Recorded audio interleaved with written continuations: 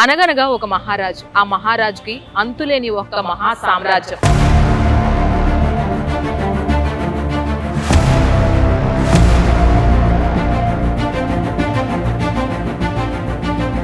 ఆ సామ్రాజ్యంలో ఏ చిన్న కష్టం వచ్చినా మహారాజు నిత్యం పర్యవేక్షిస్తూ ఉంటారు. ఆయనే మన మెగాస్టార్ చిరంజీవి. మహారాజు తాని సమిధల్లి మారి నిలువెల్లా వెలిగెరా. చిరంజీవి గారిని మీరు కలిసి డైరెక్ట్ గా మాట్లాడిన రోజు అది ఎప్పుడు? మీరు ఫస్ట్ చిరంజీవి గారితో మాట్లాడిన మాటలు ఏంటి? స్వయంగా దేవుడే ప్రత్యక్షమైనట్టుగా చాలా అనుభూతి చెందానండి. ఆయనతో మాట్లాడినంతసేపు వెంకటేశ్వర స్వామిని చూస్తున్న ఫీలింగ్ కలిగింది నాకు. సార్, ఇక్కడికి లక్షలాది మంది అభిమానులు వస్తూ ఉంటారు చిరంజీవి బ్లడ్ బ్యాంక్ ఏర్పాటు చేసిన తర్వాత. సుమారు ఇప్పటి వరకు ప్రతి అభిమానిని మీరు దగ్గర నుంచి చూసుంటారు కదా, ఒక చారిటబుల్ ట్రస్ట్ మేనేజర్గా. ప్రతి అభిమాని నుంచి వచ్చే మొదటి కోరిక ఏంటి? వాళ్ళ సొంత పుట్టినరోజులు, వాళ్ళ పిల్లల పుట్టినరోజు చేసుకుంటారో చేసుకోరు. చిరంజీవి గారి పుట్టినరోజు, రామ్ చరణ్ గారి పుట్టినరోజు చాలా వైభవంగా చేస్తారు. ఓ పండగలాగా చేసుకుంటారు అన్నమాట.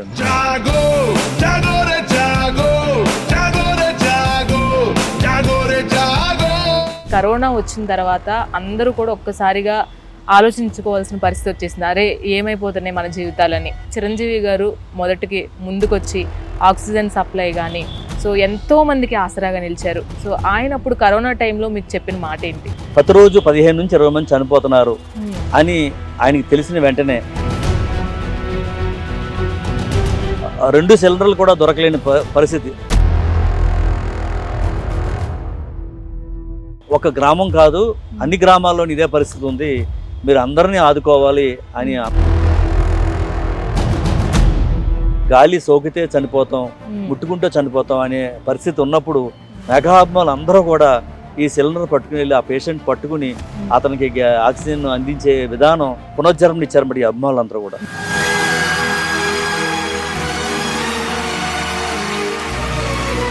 ఆ రాముడికి హనుమంతుడికి ఉన్న సంబంధమే ఈ మెగాస్టార్ చిరంజీవి గారికి మెగా అభిమానులకి ఉన్న సంబంధం. Hi hello, welcome to mega 9 TV. నేను మీ రాణి. ఒక మనసున్న మహారాజు, ఆయన నమ్ముకున్న సామ్రాజ్యానికి నమ్మిన బంటుగా ఎన్నో ఏళ్ల నుంచి ఆయన నమ్మిన విశ్వాసాలని, ఆయన చేస్తున్న సేవా కార్యక్రమాలని ముందుకు తీసుకువెళ్తున్నారు. ఆయనే స్వామినాయుడు గారు. మన మెగాస్టార్ చిరంజీవి గారి పుట్టినరోజు నాడు ఆయన అనుభూతుల్ని, ఆయనతో ఉన్న అనుబంధాన్ని ఆయన మాటల్లోనే అడిగి తెలుసుకుందాం. నమస్తే సార్. నమస్తే అండి. సార్, నిజంగా చాలా హ్యాపీగా అనిపిస్తుంది. సో ఆయన నమ్ముకున్న సిద్ధాంతాలని ముందుకు తీసుకువెళ్ళే వ్యక్తిగా మీరు ఇన్నాళ్ళు చాలా కష్టపడుతూ వచ్చారు. మెగాస్టార్ గారితో మీ అనుబంధం? మెగాస్టార్ చిరంజీవి గారికి అడ్వాన్స్గా హ్యాపీ బర్త్డే, పుట్టినరోజు శుభాకాంక్షలు సార్. ఆయన చాలా గొప్ప మనసున్న మహారాజు అండి. తర్వాత బాగా దగ్గరగా 27 సంవత్సరాలు పైబడి బాగా దగ్గరగా పరిశీలించిన వ్యక్తిగా, ఒక దైవ సంభూతుడిగా చెప్పొచ్చు మాట అండి. ఒక దైవం పంపించిన అద్భుతమైన శక్తులుగా కూడా చెప్పొచ్చు మాట. ఎందుకంటే ఆయన అంత పవర్ఫుల్ మ్యాన్.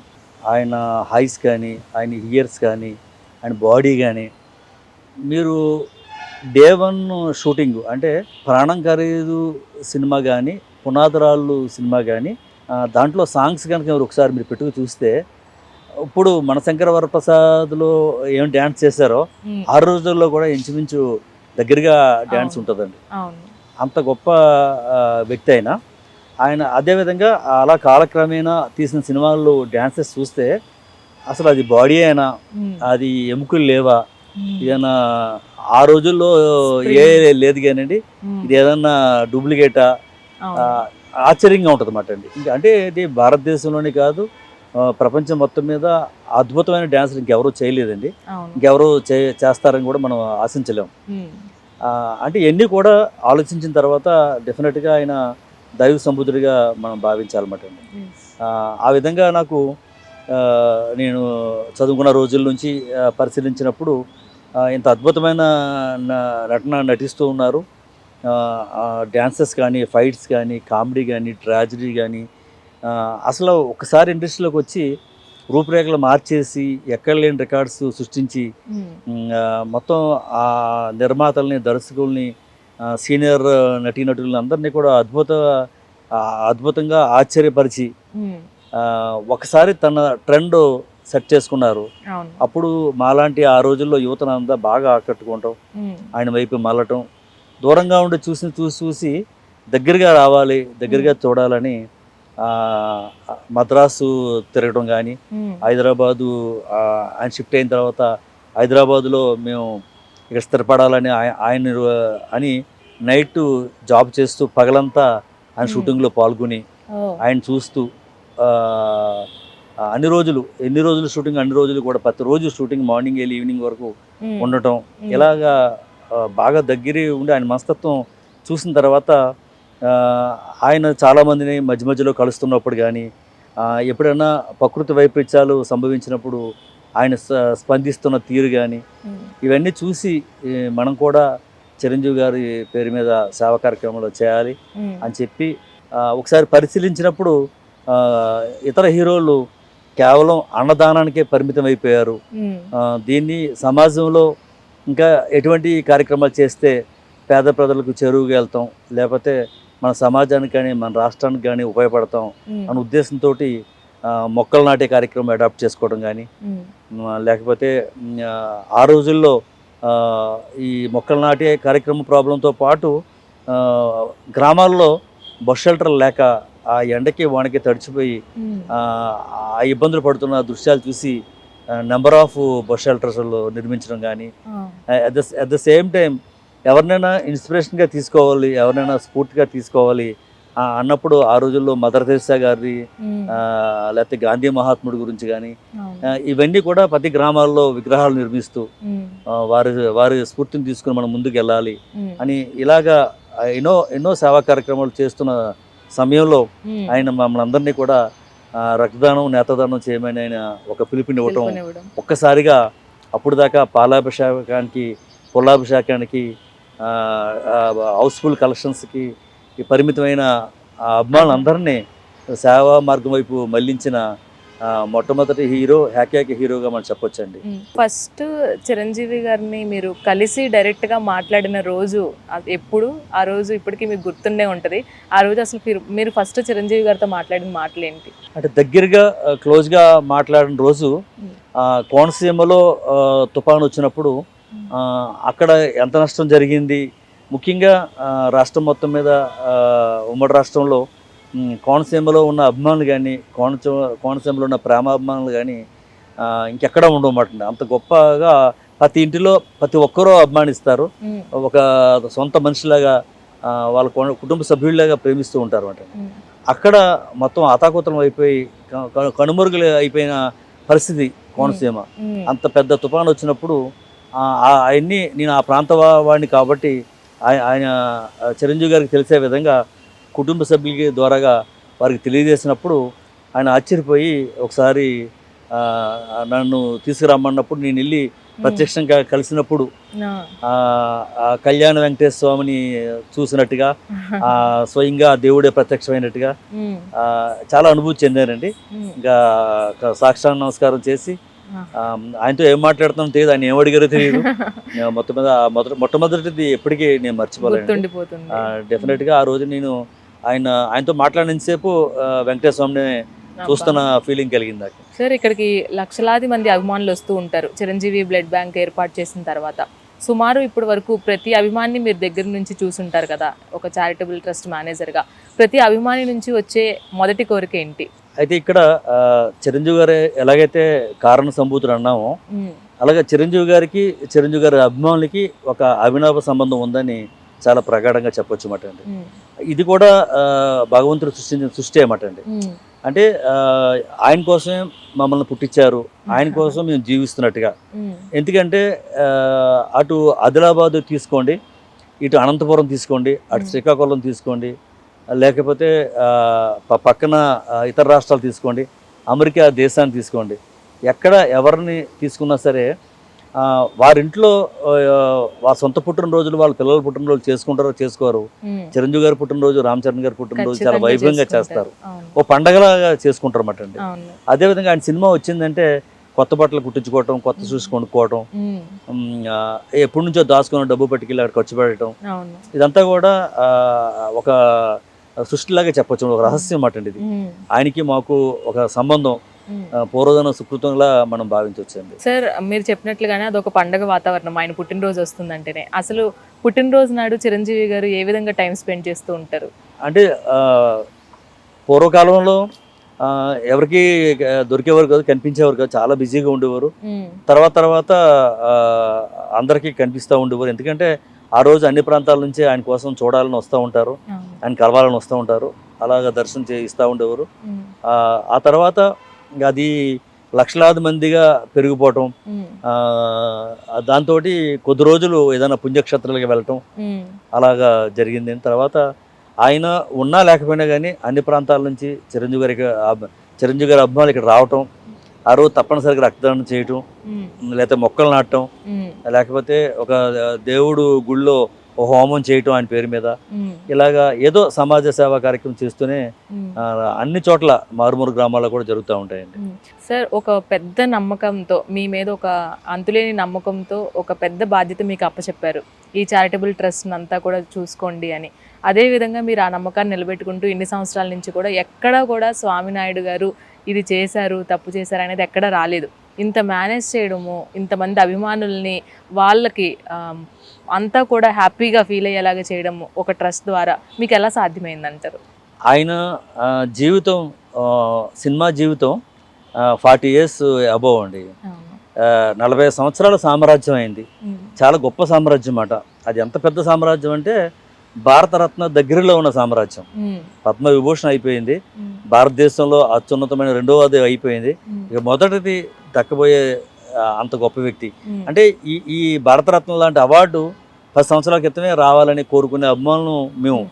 అంటే ఆయన ఎంత గొప్పవాడు, ఎంత గొప్ప సంఘ సేవకులు, ఎవరికైనా కష్టం వస్తే ఏ విధంగా స్పందిస్తారు, లేకపోతే ఇండస్ట్రీలో ఎవరైనా బాధల్లో ఉన్నారంటే ఏ విధంగా స్పందిస్తారు, ఇవన్నీ కూడా చాలా దగ్గరుండి చూసిన వాళ్ళం. కాబట్టి ఆయన సంబంధించిన ఏ పనైనా సరే, ముఖ్యంగా Chiranjeevi charitable trust, Chiranjeevi eye and blood bank, ఇంక ఏదైనా సరే ఆయనకి సంబంధించింది, ఒక్క మాటలో చెప్పాలంటే నేను బ్రతికున్నంత కాలం ఆయన మెగాస్టార్ చిరంజీవి గారు అనే జెండాని ఇటు కానీ అటు కానీ వంగకుండా ఎప్పుడు రెపరెపలాడే విధంగానే అది కాపాడుకుంటూ ఉంటాను అనమాట అండి. అది నాకు ఎవరూ చెప్పక్కర్లేదు, నాకు టైంతో నిమిత్తం లేదు, నాకు హాలిడేస్ లేవు, అంతా నాదే, ఇది నాది అనే భావన, ఇది బాగా చూసుకోవాలి. ఆయన పేరుకి మన వల్ల ఎంత లాభం వస్తుంది, ఎంత పేరు వస్తుంది, అది నాకు ముఖ్యం కాదు.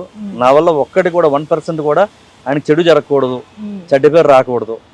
నేనేం చేసినా ఆయనకున్న పేరులో నాకు కొంచెం యాడ్ అవ్వాలి అనే ఉద్దేశంతో ఎప్పుడూ నేను చాలా కేర్ తీసుకుంటానండి, చాలా కేర్ తీసుకుంటాను. ఎక్కడ కూడా నేను ఎంత నష్టపోయినా సరే, కొవ్వొత్తులా కరిగిపోయినా సరే, అంటే ఉదాహరణకి నాతో కలిసి ప్రయాణం చేసిన, పని చేసిన వారు చాలామంది ఎమ్మెల్యేలు అయిపోయారు, మంత్రులు అయిపోయారు, లేకపోతే నిర్మాతలు అయిపోయారు, చాలా పెద్ద పెద్ద స్థానాల్లో ఉన్నారు. నాకు కానీ ఈ చిరంజీవి గారు నమ్ముకున్న అభిమానులకు కానీ అలా ఎదగాలని, అలా పెద్దోళ్ళు అయిపోవాలని మాకు ఎవరికి లేదండి. చిరంజీవి గారి పేరు మీద సేవ చేయాలి, ఆయనకి మరింత పేరు తీసుకురావాలి, ఎప్పుడు ఇదే కోరుకుంటూ ఉంటాం అన్నమాట. ఎప్పటికైనా సరే ఒక పొట్టి శ్రీరాములు చనిపోయి ఈ ఆంధ్ర రాష్ట్రానికి ఎంత పేరు తీసుకొచ్చారో, మా మరణం కూడా చిరంజీవి గారికి అంత పేరు తీసుకురావాలనే ఉద్దేశంతో మేము నిర్ణయించుకొని ముందుకు నడుస్తూ ఉన్నామట. నిజంగా చాలా గర్వంగా అనిపిస్తుంది సార్ మీ మాటల్లోనే వింటుంటే. అండ్ అలాగే కరోనా ముందు ఎలా ఉన్నా కానీ కరోనా వచ్చిన తర్వాత అందరూ కూడా ఒక్కసారిగా ఆలోచించుకోవాల్సిన పరిస్థితి వచ్చేసింది, అరే ఏమైపోతున్నాయి మన జీవితాలని. అలాంటి టైంలో కూడా చాలామంది డబ్బున్న వాళ్ళు డబ్బుని ఎలా దాచుకోవాలి, మనకి భవిష్యత్తు ఉంటుందా లేదా అనే డైలమాలో ఉన్నప్పుడు చిరంజీవి గారు మొదటికి ముందుకొచ్చి ఆక్సిజన్ సప్లై కానీ సో ఎంతో మందికి ఆసరాగా నిలిచారు. సో ఆయన అప్పుడు కరోనా టైంలో మీకు చెప్పిన మాట ఏంటి?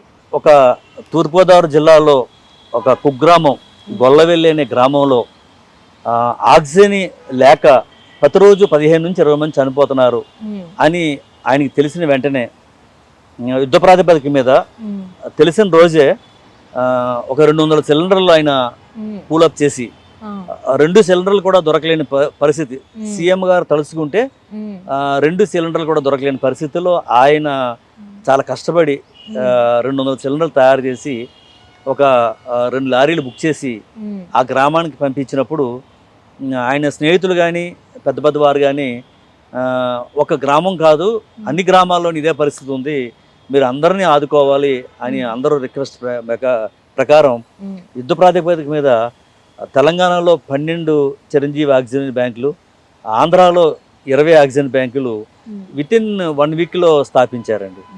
స్థాపించి కోట్లాది రూపాయలు వెచ్చించి అటు చైనా నుంచి, అటు దుబాయ్ నుంచి, ఇటు అమెరికా నుంచి, అనేక ప్రాంతాల నుంచి ఈ సిలిండర్స్ తెప్పించడం కానీ లేకపోతే ఆక్సిజన్ కాన్సన్ట్రేషన్ తెప్పించడం కానీ చాలా అమౌంట్ వెచ్చించి ఎవరు చనిపోకుండా ఉండే విధంగా, అట్ ద సేమ్ టైం మేము కూడా ఆ రోజుల్లో గాలి సోకితే చనిపోతాం, ముట్టుకుంటే చనిపోతాం అనే పరిస్థితి ఉన్నప్పుడు మెగాహాబ్మాలు అందరూ కూడా ఈ సిలిండర్ పట్టుకుని వెళ్ళి ఆ పేషెంట్ పట్టుకుని అతనికి ఆక్సిజన్ అందించే విధానం పునర్జన్మని ఇచ్చారన్నమాట ఈ అభిమానులు అందరూ కూడా.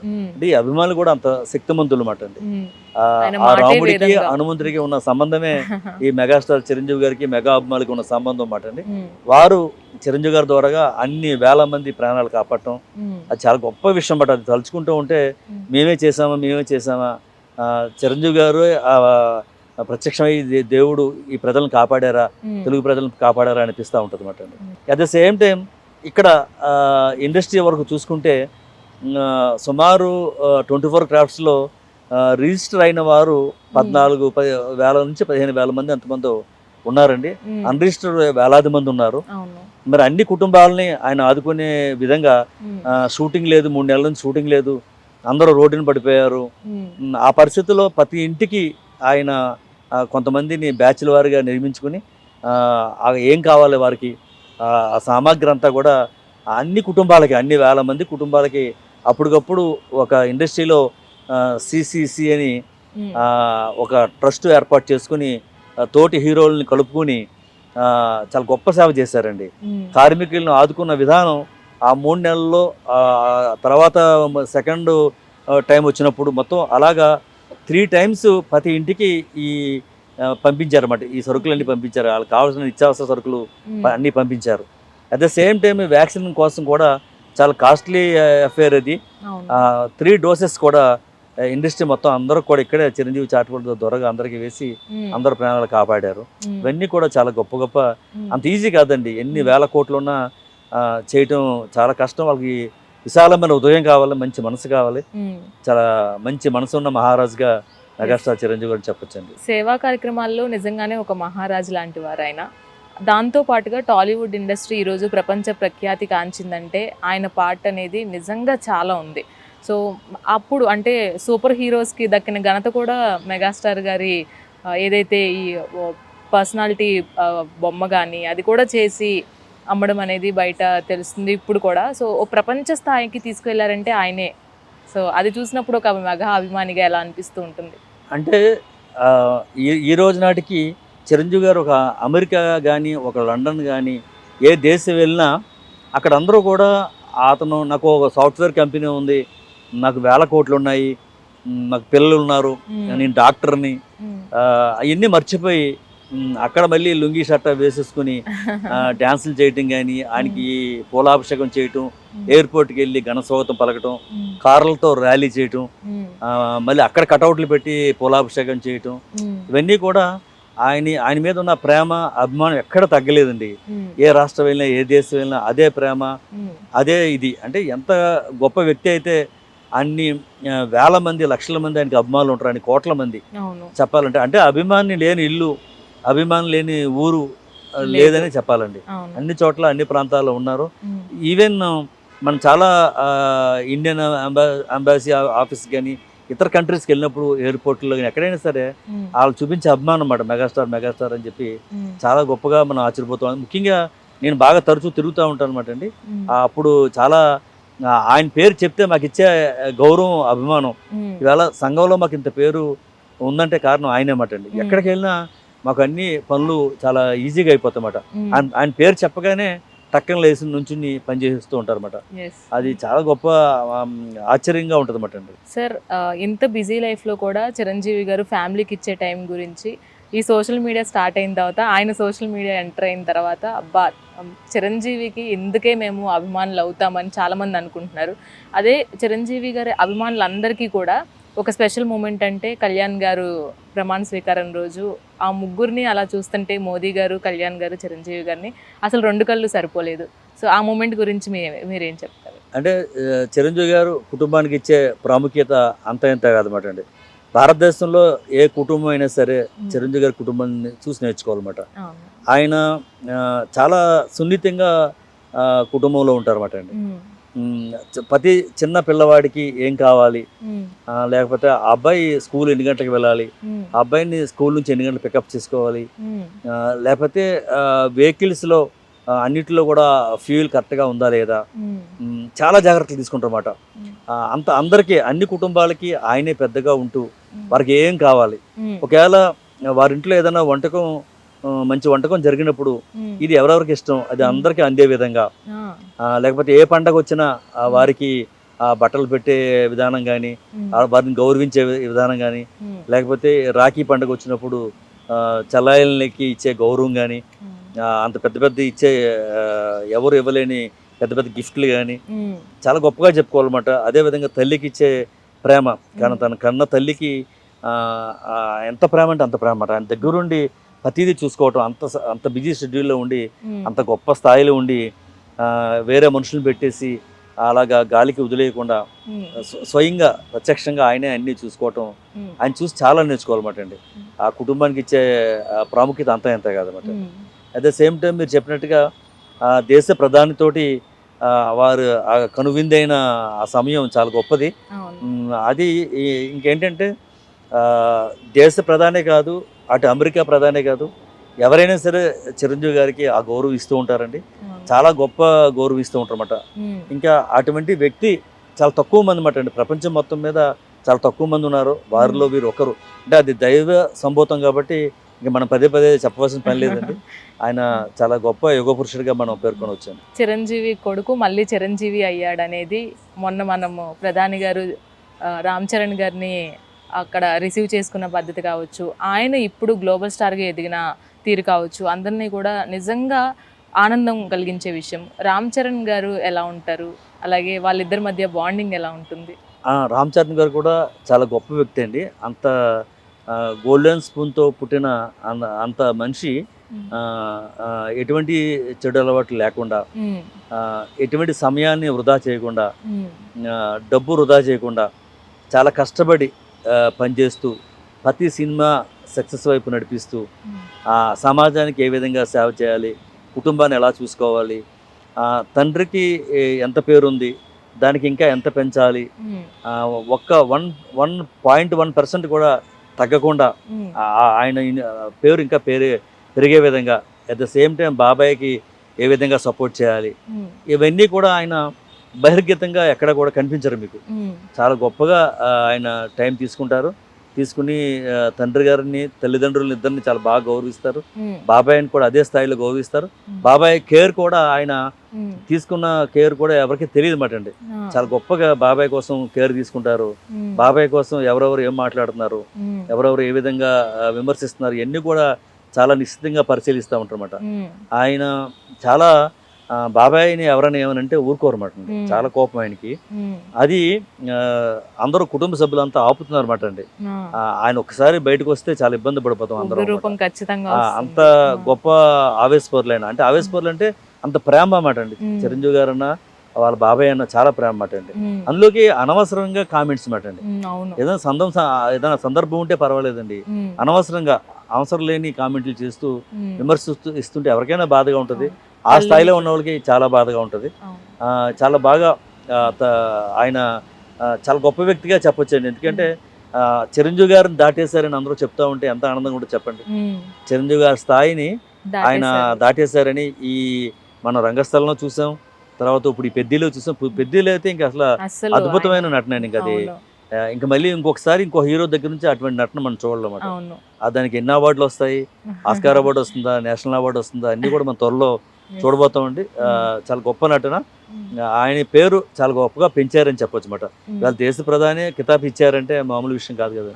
ఇప్పుడు ఎలా ఉందంటే చిరంజీవి గారి గురించి మాట్లాడితే ప్రతి ఒక్కరు కూడా పబ్లిసిటీ రేంజ్ ఆ విధంగా పెంచుకోవచ్చని ప్రతి ఒక్కరు కూడా పళ్ళున్న చెట్టుకే రాళ్ళ దెబ్బలు అన్నట్లుగా మాట్లాడుతున్నారు నోటికి ఇష్టం వచ్చినట్టు.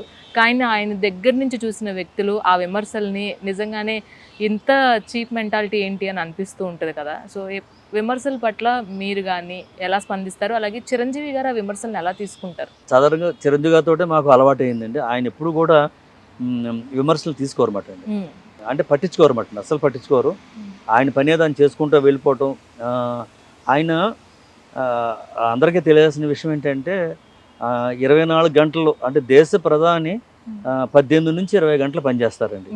దేశ ప్రధానికి ఎన్నో రాష్ట్రాలు ఉన్నాయి, ఎన్నో దేశాలు ఉన్నాయి, అందరితో మాట్లాడడం అంత చాలా బిజీ షెడ్యూల్ ఉంటుంది. At the same time Chiranjeevi గారికి అంత పని ఉందని చెప్పొచ్చు అన్నమాట అండి. అంత సమయం కేటాయిస్తూ ఉంటారన్నమాట. ఆయన 18 నుంచి 20 గంటలు ఆయన కూడా పనిచేస్తూ ఉంటారు అన్నమాట.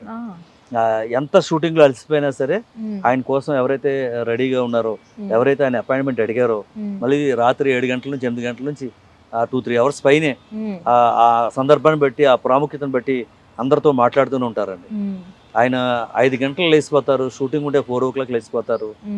మరి ఆయనకి జిమ్కి వెళ్ళే విధానం కానీ, ఆయన చేసే వ్యాయామం కానీ ఎక్కడ ఏది కూడా ఆబ్సెంట్ ఉండదండి, ఏ రోజు కూడా ఆబ్సెంట్ ఉండదు. ఆయన తీసుకునే ఫుడ్ విషయంలో నియమ నిబంధనలు బాగా పాటిస్తారు, చాలా క్రమశిక్షణగా ఉంటారు. ఇంటికి ఎవరైనా వెళ్తే అది అభిమాని వెళ్ళారా, గెస్ట్ వెళ్ళారా, లేకపోతే మీడియా పీపుల్ వెళ్ళారా, ఎవరు వెళ్ళినా సరే జీవితంలో మర్చిపోలేరు అన్నమాట అండి. అంత బాగా ట్రీట్ చేస్తారు, అంత బాగా గౌరవిస్తారు.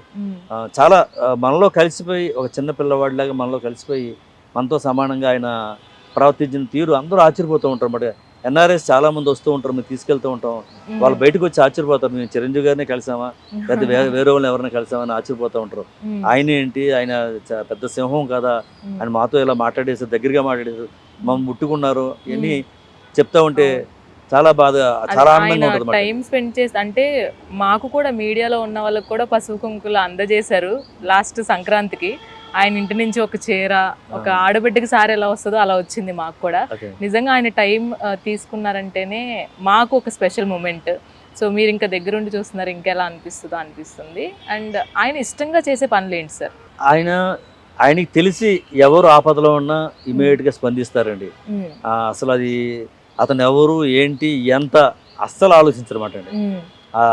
ఆయన దగ్గర ఉన్న మంచి గొప్ప విశేషం ఏంటంటే అసలు డబ్బుకి వెనకాడరండి, స్థాయి చూడరండి. ఎవరైనా సరే ఇమీడియట్గా స్పందించాల్సిందే. ఆయన తెలిస్తే స్పందిస్తారు, వాళ్ళని రక్షిస్తారు. ఎంత చిన్నవాడితో అయినా ఫోన్ చేసి మాట్లాడతారండి. ఆ స్థాయి గురించి అసలు ఆలోచించరన్నమాట. ఇమీడియట్గా ఆయన పని అవ్వాలంతే, వాళ్ళని కాపాడాలి, ఎవరు కూడా ఆపదలో ఉండకూడదు, అందరూ బాగుండాలి. ఆయన బడుగు బలహీన వర్గాలకి అందరికీ అండగా ఉండాలని, లేకపోతే మన జూబ్లీస్లో ఎటువంటి వైద్య సదుపాయాలు ఉన్నాయో, జూబ్లీస్లో ఎటువంటి విద్య వైద్యం లభిస్తుందో అలాగా అన్ని ప్రాంతాల్లో లభించాలని, ఎవరు ఇబ్బందుల్లో ఉండకూడదండి. నాకు తరచూ చెప్తా ఉంటారు అన్నమాట, ఎవరైనా ఇబ్బంది పడితే నాకు వెంటనే చెప్పమంటారు అన్నమాట అండి. నువ్వు ఆలోచించుకో, నువ్వు ముందు నాకు చెప్పేసే, ఎవరు ఇబ్బందులు ఉన్నాయో, ముఖ్యంగా మెడికల్గా ఎవరైనా సరే మన ఆపదలో కాపాడాలి. వాళ్ళకి హార్ట్ అటాక్ వస్తే వాళ్ళకి దిక్కు తోచదు, మనం ఇమీడియట్గా స్పందించాలి. యాక్సిడెంట్ అయితే మనం స్పందించాలి. కరోనా లాంటి ఏదన్నా అప్పటికప్పుడు వచ్చింది అటువంటికి మనం ఇమీడియట్ గా అక్కడ హాస్పిటల్తో మాట్లాడతారు. ఆయన స్వయంగా ఫోన్ చేస్తారండి, ఎవరితోనూ మాట్లాడించారు, ఆయనే మాట్లాడతారు. అది ఏ హాస్పిటల్, ఎంత చిన్న హాస్పిటల్ అయినా మాట్లాడతారు. ఆ యజమానితో మాట్లాడి మా పేషెంట్ చూడండి అంటారు. పైగా వాళ్ళకి కావాల్సిన డబ్బు పంపిస్తూ ఉంటారు, హాస్పిటల్ బిల్ ఆయనే పే చేస్తూ ఉంటారు.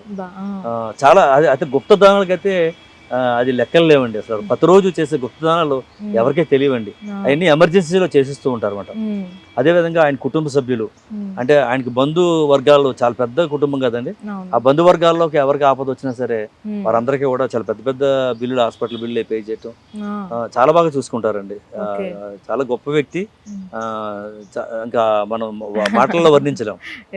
చాలా హ్యాపీ మూమెంట్స్ ఉంటాయి మీకు ఆయనతో, ఇన్ని సంవత్సరాల దగ్గర నుంచి చూసారు కాబట్టి. అందులో స్పెషల్ మూమెంట్స్ అంటే ఏం చెప్తారు మీరు? బ్లడ్ బ్యాంక్ మన బ్రిటిష్ కమిషనర్ ఒకసారి వచ్చి విజిట్ చేశారు. విజిట్ చేసినప్పుడు ఆ కమిషనర్కి నా గురించి ఒక 2 minutes ఎక్స్ప్లెయిన్ చేశారన్నమాట. నువ్వు ఊహించలేదన్నమాట అండి, అసలు అంత బాగా నా గురించి చెప్తారని ఉమ్, చాలా బాగా చెప్పారు అన్నమాట. నేను ఎవరు అన్నది, ఉమ్, నేను ఏ విధంగా ఈ ట్రస్ట్ సహాయపడుతున్నాను అన్నది, ఉమ్, ఇవన్నీ చిరంజీవి గారికి తెలుసా, ఇంత ఉమ్, బాగా చెప్తారా అని ఆశ్చర్యపోయాను అనమాట. చాలా బాగా చెప్పారండి. ఓకే. అదొకటి. ఉమ్, అదేవిధంగా ఆయన 60వ పుట్టినరోజుకి ఉమ్, మేము చాలా ఘనంగా దేశవ్యాప్తంగా ప్రపంచవ్యాప్తంగా చేసాం. ఉమ్, అప్పుడు ఒక ఫంక్షన్లో స్టేజ్ మీద బహిరంగంగా ఉమ్. నన్ను మెచ్చుకున్నప్పుడు కూడా అది మర్చిపోలేని రోజు మాట. ఈ సంవత్సరం ఎలా జరపబోతున్నారు మెగాస్టార్ గారి పుట్టినరోజు వేడుకలు? ఇది ఈ మనశంకర వరప్రసాద్ అంత గొప్ప హిట్ అయిన తర్వాత వచ్చే First birthday. పుట్టినరోజు. ఉమ్, కాబట్టి కొద్దిగా డిఫరెంట్గా చేయాలి.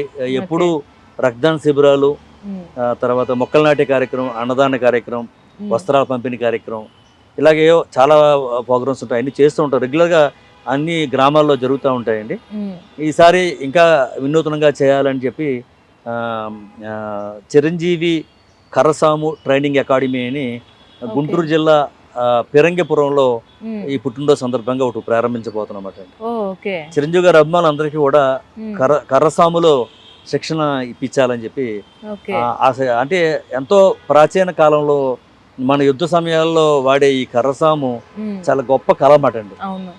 ఈ ఈ ప్రాచీన కళ అంతరించిపోకుండా ఉమ్, ఉండే విధంగా ఉమ్, మన అభిమానులు ఆరోగ్యం బాగుండాలి, వారికి ఆత్మరక్షణగా పనికి రావాలి, ఉమ్, అన్ని విధాలా బాగుంటుంది ఈ శిక్షణ అని చెప్పేసి వారు ధైర్యంగా ఉంటారు, ఉమ్, బాగా పనిచేయగలుగుతారు, మరింత ఆరోగ్యవంతులు అవుతారనే ఉద్దేశంతో ఉమ్, ఈ కర్రస్వామి మీద శిక్షణ ఉమ్, కేంద్రం ఒకటి ప్రత్యేకంగా ప్రారంభించబోతున్నాం అండి. ఉమ్, దీని సక్సెస్ తర్వాత త్వరలో శ్రీకాకుళంలో ఉమ్, ఈ కరాటే శిక్షణ కేంద్రం కూడా ఓ, చిరంజీవి గారి పేరు మీద స్థాపించి ఉమ్. అందరికీ కూడా కరాటీలో కూడా శిక్షణ ఇప్పించాలని చెప్పి సెల్ఫ్ డిఫెన్స్ కి బాగా నేను ఉపయోగపడుతుంది. అనుకుంటున్నమాట అండి. Yes. ఇలాగా ఉమ్, ఇంకా అనేక సేవా కార్యక్రమాలు ఉన్నాయి. ఉమ్, అవన్నీ కూడా మీకు త్వరలో తెలియజేస్తాం. మరీ ముఖ్యంగా చిరంజీవి గారికి చిరంజీవి గారు సినిమా అంటే లాస్ట్ 35 ఇయర్స్ నుంచి ఉమ్, ఆయన అంటిపెట్టుకుని ఉన్న మెగా సీనియర్ అభిమానులు చాలా మంది ఉన్నారన్నమాట. అవును. వారందరినీ గుర్తించి ఈ పుట్టినరోజుకి వారికి చిరు సత్కారం చేసి ఓ, అట్ ద సేమ్ టైం వారి కుటుంబానికి 5 లక్షల రూపాయల ఇన్సూరెన్స్ పాలసీ ఒకటి చేసి ఇవ్వాలని అఖిల భారత చిరంజీవి ఒక నిర్ణయం తీసుకోవటం. ఓ, ఈ సంవత్సరం great. చిరంజీవి గారి అభిమానులందరికీ 5 లక్షల రూపాయల ఇన్సూరెన్స్ పాలసీ ఇవ్వాలని చెప్పి ఉమ్, మేము మొదటగా గుంటూరు జిల్లా నుంచి మొదలు పెడుతున్నాం. ఓ, ఈ ఆగస్టు 16వ తారీఖున ఉమ్, గుంటూరు జిల్లాలో అక్కడ ఉన్న అభిమానులందరికీ కూడా ఉమ్, 5 లక్షల రూపాయల పాలసీ ఉమ్. ఆ పిరంగపురంలో అందజేస్తాం. ఓ, నిజంగా గ్రేట్ అండి. చెప్తుంటేనే చాలా హ్యాపీగా అనిపిస్తుంది. అండ్ మీ తరపు నుంచి పుట్టినరోజు వస్తుంది చిరంజీవి గారిది, అభిమానులందరి తరపు నుంచి మీ విశేష సార్కి. అందరికీ నమస్కారం. మెగాస్టార్ చిరంజీవి గారికి హృదయపూర్వక పుట్టినరోజు శుభాకాంక్షలు. మీరు నిండు నీరేళ్ళు వర్ధిల్లాలని, ఆ భగవంతుడు మిమ్మల్ని మీ కుటుంబాన్ని చల్లగా చూడాలని, ఎప్పటికీ మేము మీ అభిమానులుగానే ఉండాలని, మరో జన్మంటూ ఉంటే మళ్ళీ మీ అభిమానులుగానే మేము పుట్టాలని మనస్ఫూర్తిగా భగవంతుని కోరుకుంటూ once again happy birthday to megastar Chiranjeevi garu. Thank you sir. God bless you sir.